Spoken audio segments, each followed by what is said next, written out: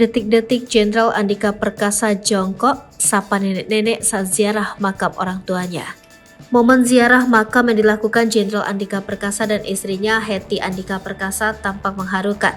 Melansir dari tayangan di channel YouTube Jenderal TNI Andika Perkasa, tampak mantan Panglima TNI itu mengelus nisan makam orang tuanya. Tak cuma berziarah makam, Jenderal Andika dan Hetty juga menyapa beberapa warga di sekitar komplek pemakaman. Tampak momen menarik saat Jenderal Andika menyapa seorang nenek-nenek bernama Rani. Jenderal Andika dan Hetty tampak tak sungkan berjongkok di depan nenek tersebut sambil berbincang-bincang.